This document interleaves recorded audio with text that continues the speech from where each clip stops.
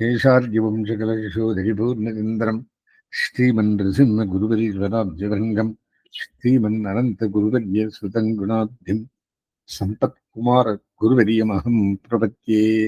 अखिलभुवनजन्मस्थेमभङ्गादिलीले विनति विविधभूतौ रातरक्षैकदीक्षे स्तुतिशिरसि विदीप्ते ब्रह्मणि श्रीनिवासे भवतु मम परस्मिन् शिरसि भक्तिरूपा। மூன்றாவது அத்தியாயம், நான்காவது பாதம், அங்கபாதம். மூணாவது பாதத்துக்குள்ளே வித்யோபாசனத்தை பற்றி சொல்லித்து.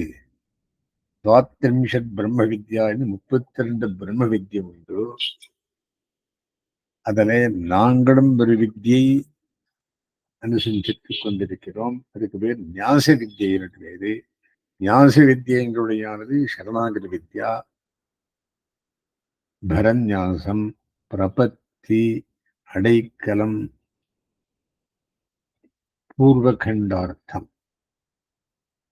அந்த பாதம் எனப்படும் இந்த நான்காவது பாதத்தில் பிரம்ம வித்யைக்கு அங்கமான கர்மத்தை பற்றி விசாரம் செய்யப்படுகிறது.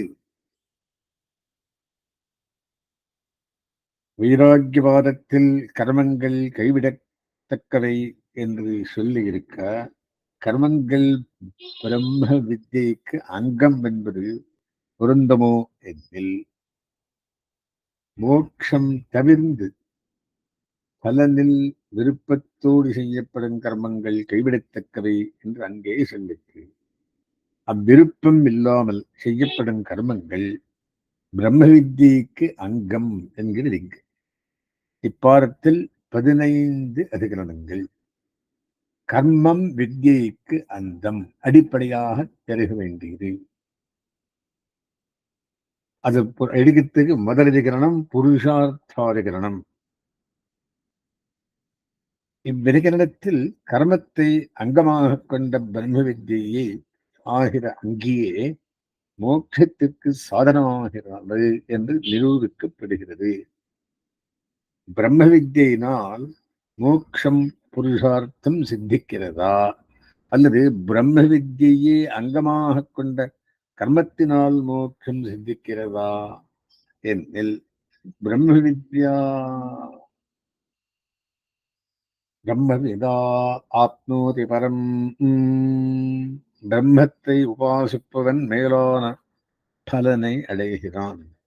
தமேவம் வித்வான் அமிர்த இகபவதி.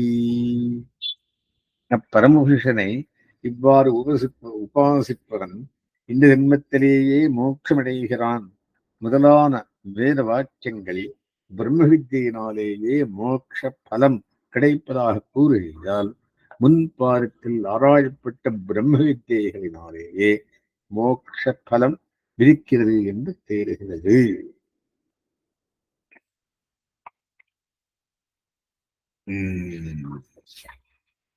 அடுத்தது உத்கீதோபாசனம் ஸ்தோத்திரமா விதியா.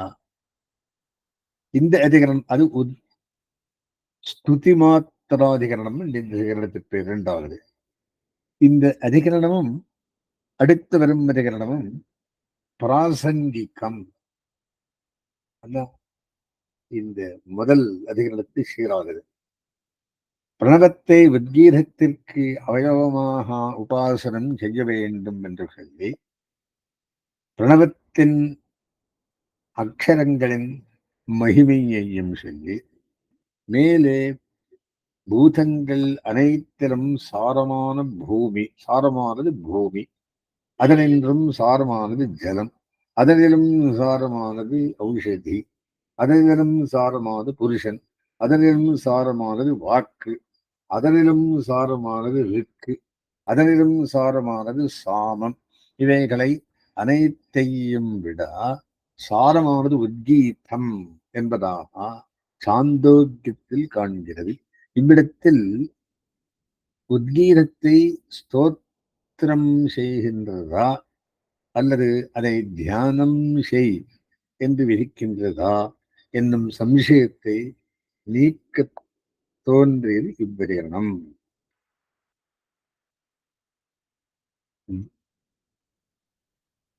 சித்தாந்தம் என்ன சொல்றது? வேறு பிரமாணங்களால் உத்கீதத்துக்கு ரசதமமாய் இருக்கை முதலான தன்மைகள் அறியப்படவில்லை. மத்த பிரமாணங்களால் அறியப்படும் தன்மையை கூறி புகழ்வதே ஸ்துதி. மேலும் உத்கீத ஸ்துதி அருகில் இருந்தாலாவது இவ்வாக்கியம் உத்கீதத்தை துரிக்க எழுந்தது என்கலாம். உத்கீத ஸ்துதியும் இவ்வாக்கியத்தினா அருகில் இல்லை. ஆகா, உத்கீதத்தில் ரசதமமாஞ்சிருக்கை முதலான திருஷ்டியை செய்து உபாசிக்க வேண்டும் என்றே இந்த வாக்கியத்தால் விதிக்கப்பட்டதாக கொள்ள வேண்டும். உத்கீதம் உபாசிதா, உபாசனத்தை செய்ய வேண்டும் என்று கிரியாபதம் இருக்கையாலே இதை ஸ்துதி மாத்திரமாக கொள்ளாமல் உபாசனத்தை விதிக்கும் விதிபாக்கியமாகவே கொள்ள வேண்டும். இது ஒரு ஸ்தோத்திரமா விதியான விதி அப்படின்றார். விதிச்சிருக்கிறது, சொல்ல வேண்டியது. மூணாவது, உபாக்கியானங்கள் வித்யை துதிக்க ஏற்பட்டவை. அது பாரிப்புலவாதிகரணம் வேறு கதை வருது. அந்த கதை நாங்கள் முன்னதிகரணத்தில் ரசதமமாஞ்சிருக்கை முதலான தன்மைகள் உத்கீதத்தை பிரிப்பதற்கு மாத்திரம் ஏற்பட்டவை என்னும் வாதம் தள்ளப்பட்டது.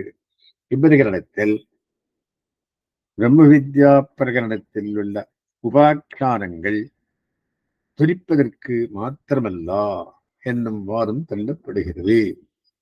கௌஷீகியில் பிரதர்த்தன கதை, சாந்தோக்கியத்தில் ஸ்வேதகேதுவின் கதை என்று உபனிஷத்துக்களின் உபாக்கியானங்களை உள்ளன. யஜ்ஞத்தில் ரித்திக்குகள் எஜமானிடம் இக்கதைகளை கூற வேண்டும் என்பதா, அல்லது இவை வித்தியைகளை துரிப்பதற்காகவே ஓதப்பட்டவை என்பதா என்பது சம்சயம். சித்தாந்தம் அஸ்வமேத யாகத்தில் மட்டும் சில குறிப்பிட்ட கதைகளை முதல் நாள் தொடங்கி இறுதி நாள் வரை ரித்திக்கு எஜமானனுக்கு கூற வேண்டும் என்று சொல்லியுள்ளது. இதை கொண்டு எல்லா யாகங்களிலும் கதையை கூற வேண்டும் என்னும் நீதி இல்லை. ஆத்மாவா அரே தர்த்தவ்யோ மந்தவ்யோ ஸ்தோதவ்யோ நிதித்தியாசித்தவ்யகா முதலான இடங்களில் பரமாத்மாவை உபாசிக்கும்படி விதிக்கும் வாக்கியங்களுக்கு முன்போ பின்போ இக்கதைகள் சேர்க்கப்பட்டிருக்கையால் அவை விரிவாக்கியங்களை புகழ்வனவே என்று கொள்ள வேண்டும். எதிர்வேதத்தில் அக்னி அமுததாகவும் அக்னி அழுததாகவும் அவரது கண்ணீர் வெள்ளி லோகமானதாகவும் ஒரு கதை ஓரப்பட்டுள்ளது. இப்படி அழுதபோது தோன்றியதாகியாலே அபரிசுத்தியை விட்டு யாகத்தில் வெள்ளியை தானம் கொடுப்பது தடுக்கப்பட்டுள்ளது.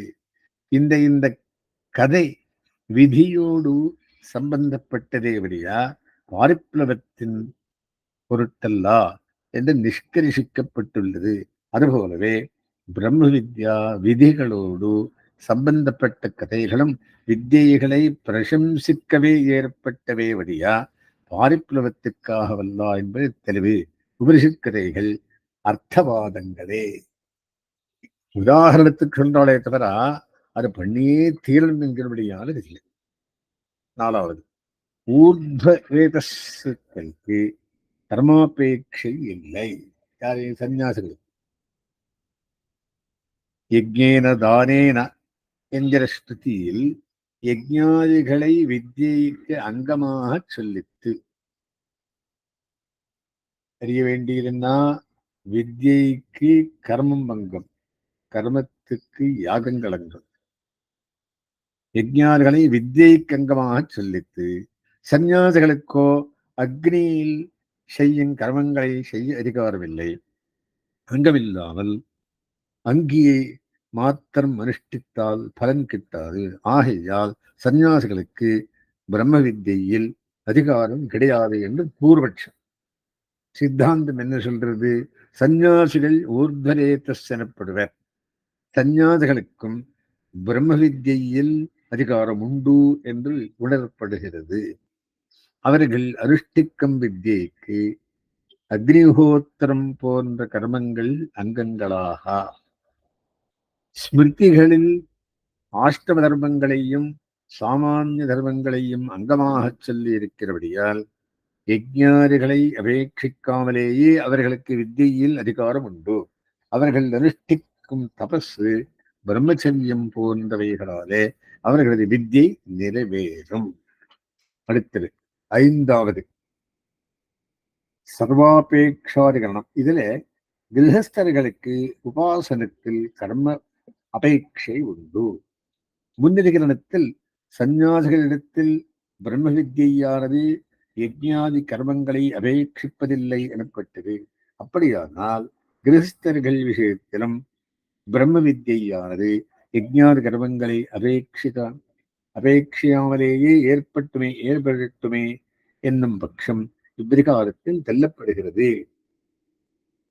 அக்னி காரியத்தை உடைய கிரகஸ்தர் விஷயத்தில் உபாசனம் எல்லா கர்மங்களையும் அபேட்சிக்கிறது.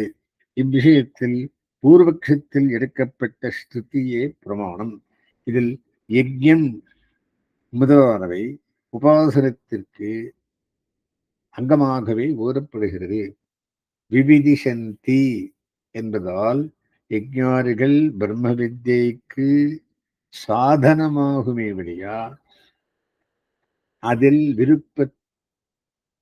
விருப்பத்திற்கு சாதனமாகாது.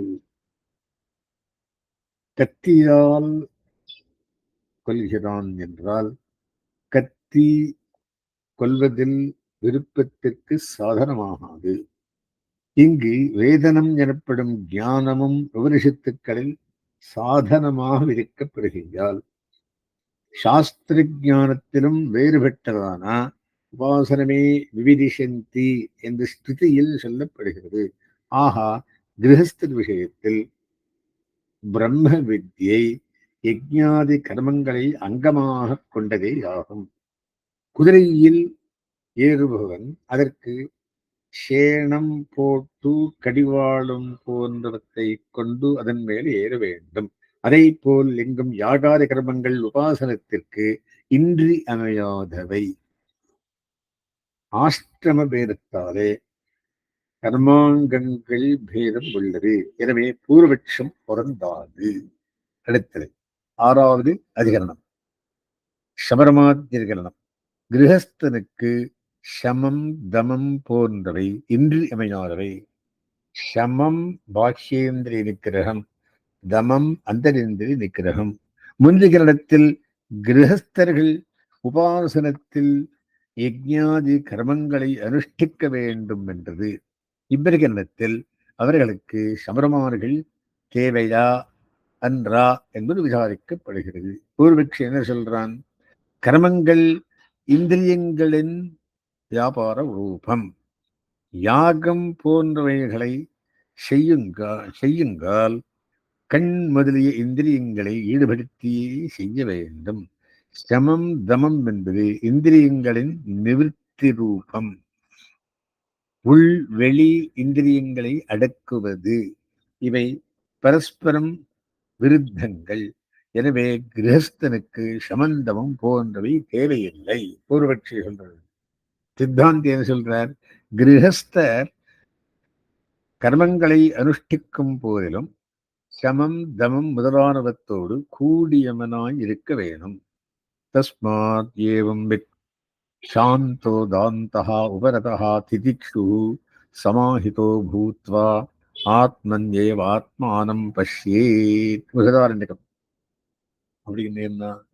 சாஸ்திரத்தால் அறிவு பெற்றவன் உள் இந்திரியமான மனசை அடக்கியவனாய், வெளியிந்திரியங்கள் அடக்கியவனாய், காமிய கர்மங்களில் இருந்து நிவிர்த்தனாய், பொறுமை உடையவனாய், சித்த சமாதானம் உடையவனாய், ஜீவாத்மாவில் ஆகிற தன்னிடத்தில் அந்தர்யாமியான பரமாத்மாவை காணக்கடவன் என்னும் வேறு வாக்கியத்தில் சமம் தமம் இவை பிரம்ம வித்யைக்கு அங்கமாக விதிக்கப்பட்டிருக்கின்றன.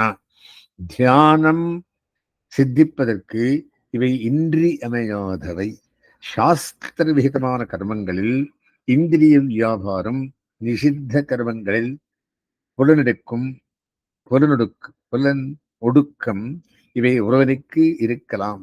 எனவே சமம் தம் முதலானவை கிரஸ்தனால் கை கொள்ளத்தக்கதே. அடுத்து ஆகாராத நியதி சர்வான்ன அனுமத்திரிகரணம். முன்பிரகரணத்தில்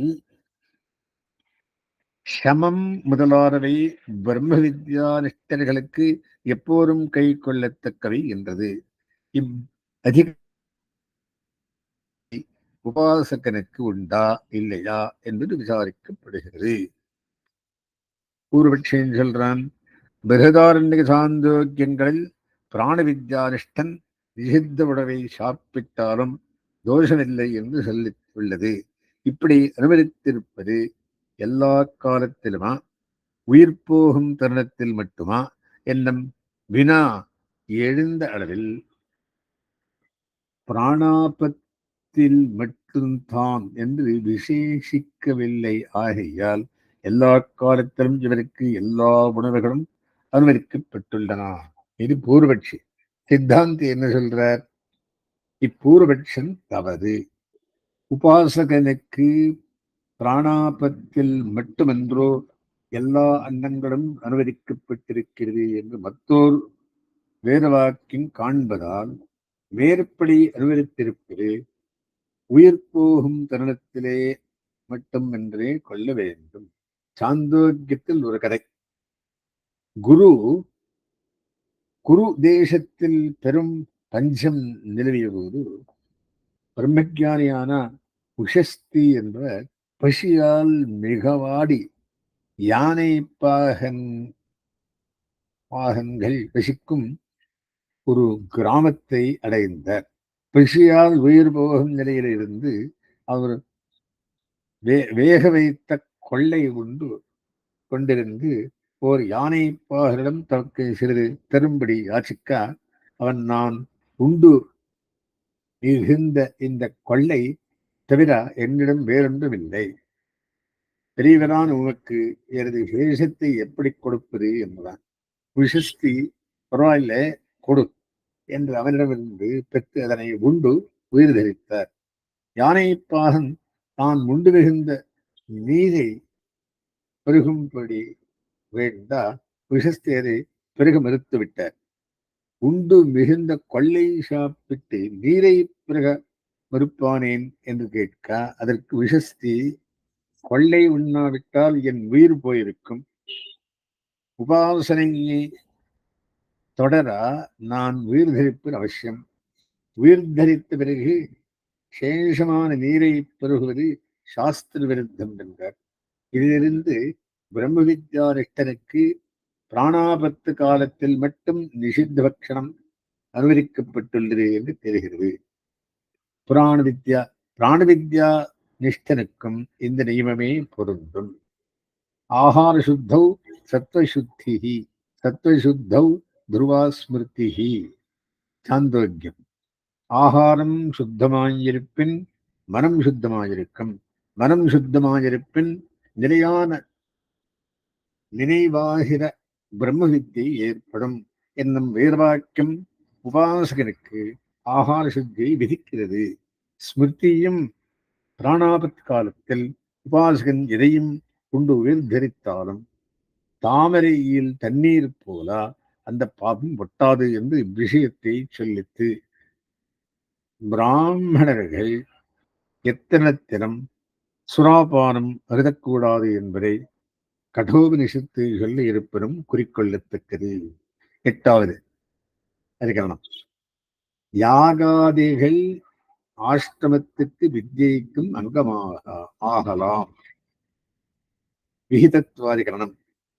யாகாதி கர்மங்கள் வித்யைக்கு அங்கமாக அனுஷ்டிக்க வேண்டியவை. மோட்சத்தில் இச்சையில்லாத கேவல கிரகஸ்தர்களும் இக்கர்மங்களை அனுஷ்டிக்க வேண்டுமா வேண்டாமா என்று விசாரிக்க தெரிவிக்கப்படுகிறது இவ்விரிகரணத்தில். பிராமணா விவிதிஷந்தி யஜ்ஞேனா என்கிற பிருகதாரண்யகோபனிஷத் வாக்கியம் கர்மங்களை வித்யாங்கம் என விதிக்கும் வாக்கியம் காணப்படுவது உபனிஷத்தில். யாவஜீவம் அக்னிஹோத்திரம் ஜுஹோதி, உயிருள்ளவரை அக்னிஹோத்திரம் செய்ய வேண்டும் என்னும் விதி காணப்படுவது கர்மகாண்டத்தில். கிரகஸ்தர் அனைவருக்கும் விதிக்கப்பட்டுள்ள இந்த நித்யாக்னிஹோத்திரமே சொர்க்கமடைவதற்கும் சாதனமாக அனுஷ்டிக்கப்படுகிறது. அதே போல் கிரகஸ்த தர்மத்துக்கு அங்கமான யாகாதி கர்மங்களை பிரம்ம வித்யைக்கும் அங்கமாக அனுஷ்டிக்கத்தட்டில்லை. அப்போது வித்யாங்கமாக அனுஷ்டிப்பதாக சங்கல்பித்துக் கொள்ள வேண்டும். கர்மஸ்வரூபத்தில் வேறுபாட்டில்லை. ஒரே வாக்கியத்தில் கிரகஸ்தனுக்கும் வித்யானிஷ்டனுக்கும் அங்கமாக விதித்தால்தான் நித்யானித்ய சம்யோகம் என்னும் தோஷம் வரும். இங்கேயோ தமேதம் வேதானுவச்சனேனா என்று தொடங்கி யஜ்ஞாதி ஸ்துதியால் யாகாரிகள் வித்யாங்கம் என்று விதித்தது. யாவஜீவம் என்று தொடங்கும் வேறு வாக்கியத்தால் அக்னிஹோத்திராதிகள் கிரகஸ்த தர்மங்களாக விதிக்கப்படுகின்றன. இப்படி விரிவாக்கியங்கள் வெவ்வேறாக இருக்கையால் தோஷம் வாரா. எனவே கிரகஸ்தர்கள் அனுஷ்டிக்கும் யாகாரி கர்மங்கள் மோட்சத்தில் விருப்பம் உடையவர்களால் வித்யாங்கமாக அனுஷ்டிக்கப்படலாம். நித்தியம் அனுஷ்டிக்கப்படும் யாகார கர்மங்கள் வித்யை தொடங்க தடையாயிருக்கும் பாபங்களை போக்கிக் கொள்ளவும், வித்யை உண்டாகும் வித்யை மேன்மேல் வளரவும் துணை புரியும். ஆகா, வித்யாங்கமாகவும் ஆஷ்டமாங்கமாகவும் ஒரே கர்மங்கள் விநியோகிக்கப்படுகையால் வித்யை ஆஷ்டமம் இரண்டுக்கும் அங்கமாஞ்சிருப்பவை அதே யாகாரிகளே என்று தேடித்து. அடுத்தது 9வது விதுராதிகரணம். பிரம்மச்சாரி, கிரகஸ்தன், வானப்பிரஸ்தன், சந்நியாசி என 4 ஆஷ்டமனிஷ்டர்களுக்கும் வித்யைகளில் அதிகாரம் உண்டு. பத்னியை இழந்த விதுரர்களுக்கும் வித்யையில் அதிகாரம் உண்டு என்கிற இவ்விரிகரணத்தில். பத்னியை இழந்து வேறு விவாகம் செய்து கொள்ளாமல் வானப்பிரஸ்த சந்நியாசங்களில் போகாமல் இருப்பவன் விதுரன் எனப்படுகிறான். இவனும் பிரம்மச்சரிய விரதத்தை முடித்த பின்னரும் விவாகம் செய்து கொள்ளாமல் இருப்பவனும் ஒரு ஆஷ்டமத்திலும் சேராதவர்கள், அனாஷ்டமிகள். இத்தகையவர்களுக்கு பிரம்ம வித்யில் அதிகாரம் உண்டா இல்லையா என்று விசாரிக்கப்படுகிறது. பூர்வபக்ஷி என்ன சொல்றான்? பிரம்ம வித்யைக்கு ஆஷ்டம தர்மங்கள் அங்கமாகின்றன. ஆஷ்டம தர்மங்கள் அற்ற அனாஷ்டமிகளுக்கு அங்கமில்லாத காரணத்தினாலே பிரம்ம வித்யில் அதிகாரம் இல்லை. சித்தாந்தி என்ன சொல்ற? அனாஷ்டமிகளுக்கும் பிரம்ம வித்யில் அதிகாரம் இருக்கவே செய்கிறது. பீஷ்மர், ரைக்வர், சம்பர்த்தர் போன்றவர்கள் பிரம்ம வித்யா நிஷ்டர்களாக இருந்தார்கள். அவர்களிடம் காணக்கூடிய ஜபம், உபாசனம், தானம், தேவதாராதனம் முதலான தர்மங்கள் அங்கமாயிருந்து பிரம்ம வித்யின் உற்பத்தி வளர்ச்சிகளுக்கு உதவியாய் இருக்கத்தட்டில்லை. ஸ்துதி யஜ்ஞேன தானேன தபசா அநாசகேனா பிராமணா விகதிஷந்தி என்று தானம், உபாசனம் முதலானவற்றை வித்யைக்கு அங்கமாக குறித்து அனாஷ்டமிகள் அனுஷ்டிக்கக்கூடிய ஜபம் முதலான தர்மங்களை வித்யாங்கமாக ஸ்மிருதிகளும் சொல்லித்து மெய்விருத்தி செய்யும் தவம், ஸ்திரீ சங்கமின்மை, ஆஸ்திக புத்தியாகிற ஸ்ரத்தை, முதலான தர்ம விசேஷங்களாலும் பிரம்ம வித்தியை அடையலாம் என்று ஸ்ருதி விவரித்து, எனவே இவைகளை அங்கமாக கொண்டு அனாஷ்டமிகளும் பிரம்மோபாசனம் செய்யலாம். இவ்வாறு அனாஷ்டமிகளும் வித்தியில் இடையலாம் என்னில் எல்லோரும் அனாஷ்டமிகளாய் இருந்து விடலாமோ என்னில் அனாஷ்டமியாஞ்சிருப்பதை விட ஆஷ்டமியாஞ்சிருப்பதே சிறந்தது.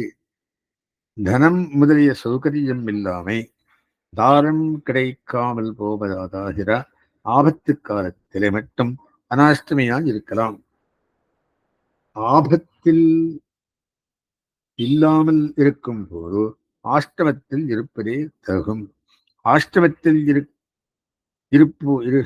இருப்போருக்கு தர்மங்கள் அதிகம், அனாஷ்டமிகளுக்கு தர்மங்கள் குறைவு. அதிக தர்மங்களை அனுஷ்டிப்பதால் வித்யைக்கு அதிக நன்மை. அனாஷ்டமி நதிஷ்டேத்து தினமேகமபி த்விஜஹா. இருபிறப்பனானா ஒரு நாள் கூட அனாஷ்டமியான் இருக்கக்கூடாது என்று மனுஸ்மிருதி. அடுத்தது 10வது தத்பூதாதிகரணம். பதித்தற்கு வித்யையில் அதிகாரம் இல்லை. முன்னதிகாரணத்தில் அனாஷ்டமிகளுக்கு பிரம்ம வித்யையில் அதிகாரம் உண்டு என்றது. நைஷ்டிக பிரம்மச்சரியம், வானப்பிரஸ்தம், சந்நியாசம் என்னும் ஆஷ்டமங்களில் உள்ளவர்கள் அவற்றிலிருந்து நடுவினால் அவர்களுக்கு வித்தியில் அதிகாரமில்லை என்கிற இவ்வதிகரணத்தில்.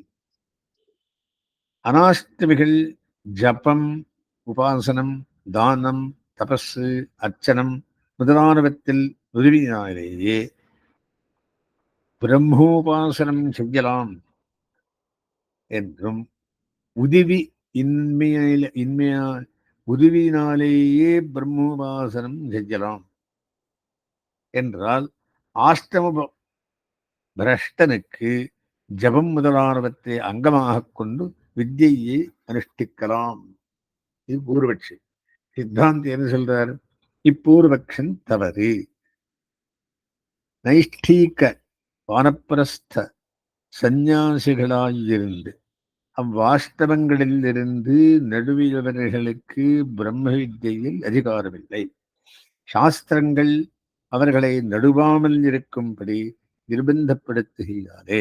நைஷ்டிக பிரம்மச்சாரியாரவன் ஆயுஸ் முழுதும் குருகுலத்திலே ஆச்சாரியன் சந்நிதியிலேயே வர்த்திக்க வேணும். காட்டுக்கு செல்லும் வானப்பிரஸ்தன் தன் ஆஷ்டமத்தை விட்டு திரும்பக்கூடாது.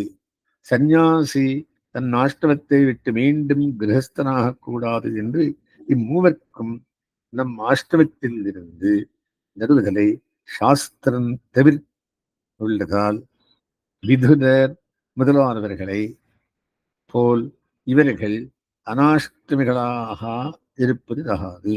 ஆகையால் இவர்களுக்கு பிரம்ம வித்யையில் அதிகாரமில்லை. இதை ஜெய்மினி மகர்ஷியும் அங்கீகரித்துள்ளார். பூர்வமீமாம்சையில் அதிகார லட்சணம் என்னும் 6ஆம் அத்தியாயத்தில் பிராயஷ்சித்தாங்கள் சொல்லப்பட்டுள்ளவை. அவற்றை செய்து இவர்கள் பிரம்ம வித்யையில் தகுதி பெறலாமோ என்னில் அங்கு சொல்லப்பட்ட பிராயச்சித்தம் இவர்களுக்கென்று கிரகஸ்தர்கள் கிரஸ்தாஷ்டமத்தை அடையப் போகும் மற்ற பிரம்மச்சாரிகளுக்கே அன்றி நைஷ்டிக பிரம்மச்சாரி விஷயத்திலன்று. ஸ்மிருதிகளில் இவர்களை பதித்தர்களாக கூறியிருக்கையால் இவர்களுக்கு பிராயச்சித்தம் கிடையாது. அவர்கள் செய்யக்கூடிய பிராயச்சித்தங்கள் நரகானுபவத்தை தடுக்கவல்லது ஆகுமே தவிர பிரம்ம வித்யைக்கு அருகதைக்கு உண்டு பண்ணாது. பஞ்சமகா பாதகங்களை செய்கிறவர்கள் பாஷண்டிகள், அவர்களுக்கு ஆயச்சித்தமில்லை. நைஷ்டிக பிரம்மச்சாரி செய்யும் பாபம் உபபாதகம். உபபாதகம் செய்தவருக்கும் பிராயச்சித்தம் இல்லை. ஆரூடோ நைஷ்டிகம் தர்மம் எஸ்து பிரச்சவதே த்விஜஹா பிராயச்சித்தம் பஷ்யாமி ஏன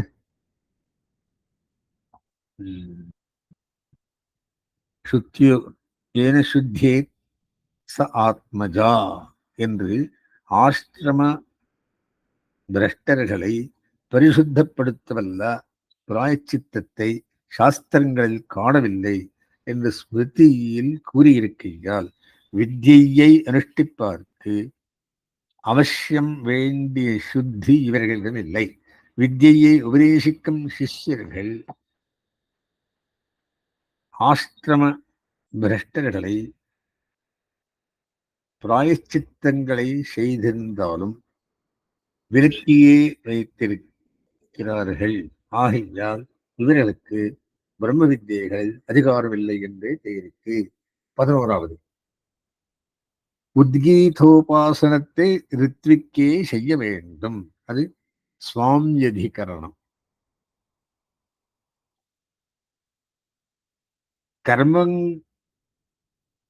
கர்மாங்கமான உத்கீதோபாசனம் யாகம் செய்யும் எஜமானனால் செய்யத் தகுந்ததா அல்லது ரித்திக்கால் செய்யத்தக்கதா என்று விசாரிக்கப்படுவது அதிகரணத்தில். ஔடலோமி என்னும் மகரிஷியின் கருத்தாவது உத்கீதோபாசனம் உத்காதா என்னும் ரித்திக்கால் அனுஷ்டிக்கப்பட வேண்டியதே. ரித்விஜோ விரணீத்தே எஜமானன் யாக காரியங்களை செய்வதற்காக ரித்திக்குகளை விரிக்கிறான். ரித்திபியோ தட்சிணாம் ததாதி. ரித்திக்களுக்கு யாக காரியங்களை செய்வதற்காக தட்சிணையை எஜமானன் அளிக்கிறான் என்று அங்கங்களோடு கூடிய யாக காரியங்கள் எல்லாவற்றையும் செய்வதற்காகவே ரித்திக்குகளை எஜமானன் விதிக்கிறான். அதற்காகவே அவர்களுக்கு தட்சிணையும் அளிக்கிறான் என்று சாஸ்திரம் விதிக்கையாலே உத்காதா என்கிறதுக்கே எஜமானன் பொருட்டு உத்கீத ஆதிகளில் ரசவத்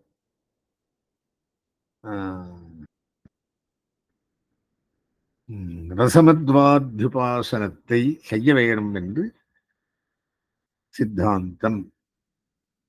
தகரோபாசனம் முதலான பிரம்ம வித்தியைகளை ஒருவன் பொருட்டு வேறொருவரை செய்யலாம் என்னும் விதியில்லாமையாலே அவரவர்களை அனுஷ்டித்து சாஸ்திர பலம் பிரயோக்தரி என்கிற நியாயப்படி பலனை அடைய வேண்டும்.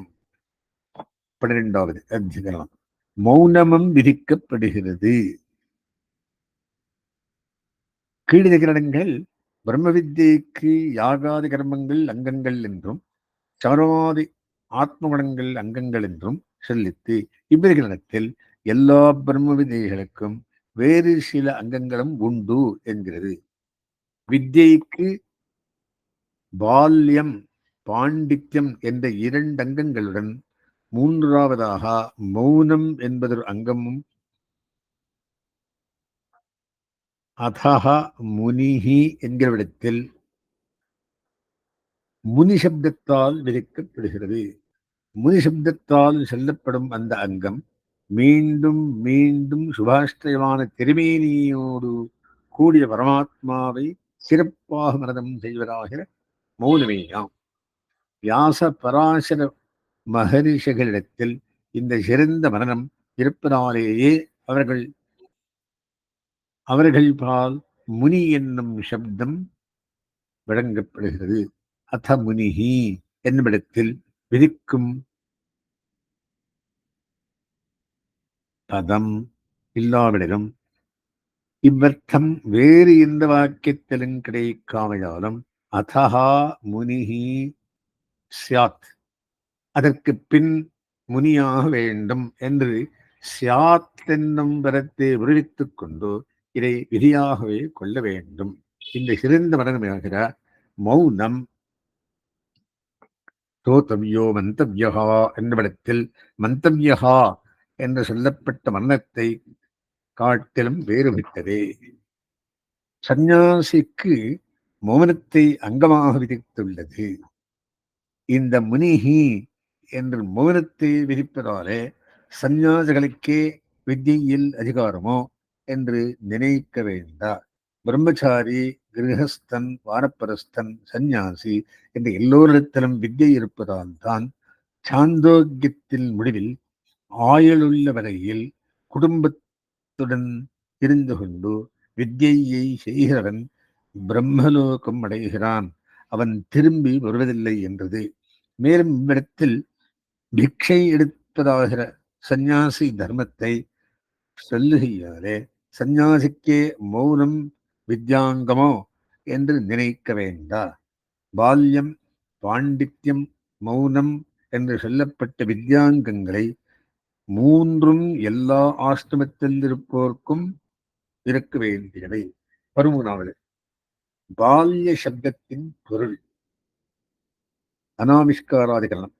முன்னிகரணத்தில் பால்யம், பாண்டித்யம், மௌனம் என்னும் மூன்றும் வித்யை இருப்பவை என்றது. இவ்விதிகரணத்தில் பால்ய சப்தத்தின் பொருள் விசாரிக்க நிர்ணயிக்கப்படுகிறது. தன் பெருமையை வெளிப்படுத்திக் கொள்ளாமலாகிய பாலனின் செயலை கை கொண்டு பிரம்மஞானிகள் வாழ வேண்டும். ஏனெனில் ஸ்ருதி வாக்கியங்கள் வித்யானிஷ்டனுக்கு துஷ்டரித்தாதி நிவர்த்தி, ஆகார சுத்தி இவற்றை விதிக்கையாலும் இஷ்டப்படி நடந்து கொண்டால் தியானம் சித்தியாதாகையாலும் பாலனின் அச்செயல்கள் வித்யானிஷ்டனிடம் பொருந்தா. தன் மகாத்மியத்தை வெளிக்காட்டாமை, டம்பாதிகள் இல்லாதிருக்கை இவையே இங்கு பால்யா எனப்படுகிறது என்று கொள்ள வேண்டும். 14வது ஐஹீக பலன் கிடைப்பது எப்போதோ. ஐஹீகான முன்னிகரணத்தோடு அங்க விசாரம் முடிந்தது. இனி அதிகரணத்தில் அடுத்த அதிகரணங்களிலும் அங்கீயின் என்ற வித்யைகளில் உற்பத்தி காலம் விசாரிக்கப்படுகிறது. அதில் விபரிகரணத்தில் மோட்சம் தவிர்ந்த ஐஹீக இவ்வுலக பலன்களை கொடுப்பவையாய் அப்பலன்களுக்கு பிரம்மத்தை சாதனமாக கொண்டவையான வித்யைகளின் உற்பத்தி காலம் விசாரிக்கப்படுகிறது. ஐஹீக போகங்களுக்கு சாதனமான சில உபாசனங்கள் உள்ளன. இவைகளுக்கு சாதனமான புண்ணிய கர்மானுஷ்டானம் பண்ணியவுடையனே இந்த ஜென்மத்திலேயே உண்டாகின்றதா அல்லது வேறு ஜென்மத்திலா என்னில் பூர்வபக்ஷி என்ன சொல்றான்? காரணமான சிரவண மனதங்கள் பூர்ணமாயிருந்தால் விளம்பிக்க ஹேதுவில்லை, உடனே உண்டாகும். ஸ்நானம் பண்ணிய உடனேயே தேகத்திற்கு சுத்தி, அதுபோல் அங்கமான புண்ணிய கர்மானுஷ்டானம் பண்ணின உடனேயே இந்த ஜென்மத்திலேயே உண்டாகிறது அந்த உபாசனம். பலனும் இந்த ஜென்மத்திலேயே. சர்க்காரிகள் போல் காலதாமதம் இல்லை. சித்தாந்தம் என்ன சொல்றது? பிரதிபந்தகம் இல்லாமல் இருந்தால் இந்த ஜென்மத்திலேயே உண்டாகலாம், பலனும் கிட்டலாம். பிரபல கர்ம பிரதிபந்தகம் இருப்பின் அந்த தடை நீங்குகிற ஜென்மத்தில் உண்டாகும். இந்த ஜென்மத்தில் தான் என்று நியமம் சொல்ல முடியாது. மழை விரும்புபவன் காரி என்னும் யாகத்தை செய்தவன், காரீரி என்ற யாகத்தை செய்பவன் வேறு பிரதிபந்தகம் இல்லாமல் இருந்தால் உடனே பலம். பிரதிபந்தகம் இருந்தால் காலம் விளம்பித்து பலன் உண்டாம். அந்த மாதிரி இங்கேயும் முக்தி கிடைப்பதெப்போதோ. இப்பிரகரணத்தில் மோட்சத்தை பலமாக கொண்ட பிரம்மோபாசன விஷயத்திலும் உற்பத்தி காலம் நியமமில்லை என்கிறது. பூர்வபக்ஷி என்ன சொல்றான்? மோட்சத்திற்கு காரணமான உபாசனத்தை விளைக்கும் புண்ணிய கர்மங்கள் வலிமை மிக்கவை, அவற்றுக்கு தடை ஒன்றும் இருக்க முடியாதாகையால் உபாசனங்கள் புண்ணிய கர்மங்களை செய்தவுடனேயே உண்டாகும். சித்தாந்தி என்ன சொல்றார்? மோட்சத்தை பலமாக கொண்ட உபாசனங்கள் விஷயத்திலும் புண்ணிய கர்மங்களை அனுஷ்டித்தவுடன் அவை உண்டாகும் எனும் நியமமில்லை. வலிமை மிக்க தடைகள் இல்லாமல் இருந்தால்தான் அவ்வுபாசனங்கள் புண்ணிய கர்மங்களை அனுஷ்டித்தவுடன் உண்டாகும். பாகவதாச்சாரம் போன்றவை மற்ற பாபங்களை காட்டிலும் வலிமை மிக்கவை. அவை பிரம்ம வித்தை உண்டாவதற்கு தடையாக கூடும். ஆகா, முன்னதிகளிடத்தில் சொன்னது போல் புண்ணிய கர்மங்கள் செய்தவுடன் பிரம்மோபாசனம் உண்டாகும் என்று நியமமில்லை. இத்தடைகள் இல்லாமதற்கவே உத்கீதோபாசனம் விதிக்கப்படுகிறது. உத்கீத வித்யை இல்லாத கர்மங்கள் அனுஷ்டித்தால் மேற்படி பிரதிபந்தகம் உண்டு. ஆகா, மோக்ஷ பதார்த்தமான உபாசனத்திற்கு உற்பத்தி இந்த ஜென்மத்திலேயே என்னும் நியமமில்லை என்று சித்தாந்தம். சரி, 3ஆம் அத்தியாயத்தின் சுருக்கம். அது 3ஆம் அத்தியாயத்தின் 4ஆம் பாதத்தின் சுருக்கம். இந்த அத்தியாயம், இந்த பாதம் யாகம் போன்ற கர்மாக்களோடு செய்யும் பகவத் உபாசனம் மோட்சத்தை அளிக்கும். இவ்வாறு பகவத் ஆராதனம் கர்மத்தில் உத்கீதம் இதன் ரசத்துடன் உபாசிக்க வேண்டும். சத்வித்யைகளில் ஸ்வேதகேது முதலானோரது கதைகள் அந்த வித்தியைகளை புகழ்வதற்காக ஏற்பட்டவை. சந்நியாசிகள் தங்களது தர்மங்களை செய்ய வேண்டும். யாகம் போன்றவை வேண்டியதில்லை. இல்லறத்தில் இருக்கும் மோக்ஷுக்கள் தங்கள் ஆஷ்டமத்திற்கான தர்மங்களை பிரம்ம வித்யைக்கு அங்கமாக செய்ய வேண்டும். யஜ்யம் முதலிய செய்ய தகுதி உள்ளவர்களும் சமம் தமம் இவை உபாசனத்திற்கு அங்கம். விதுரனுக்கு பிரம்மோபாசனத்தில் தகுதி உண்டு. தங்களது ஆஷ்டமத்தில் இருந்து நழுவியவர்களுக்கு பிரம்மோபாசனத்தில் தகுதி இல்லை. பகவானது திவ்யமங்கல விக்கிரகத்தை சிந்திப்பதற்காக மோட்சத்தை காட்டிலும் வேறான பலன்களை கருதி செய்யும் உபாசனத்துக்கு பலன் உடனே நேரும் என்பதில்லை. இவ்வளவால் கர்மாங்கமான உபாசனம் மோக்ஷஹேது என்று சித்தாந்தி கரித்த ஆயிற்று. அஸ்மத்ரசமாரம்பாம் யதிசேகரமத்தியமாம் லக்ஷ்மி வல்லபரியந்தாம் வந்தே குரு பரம்பராம்.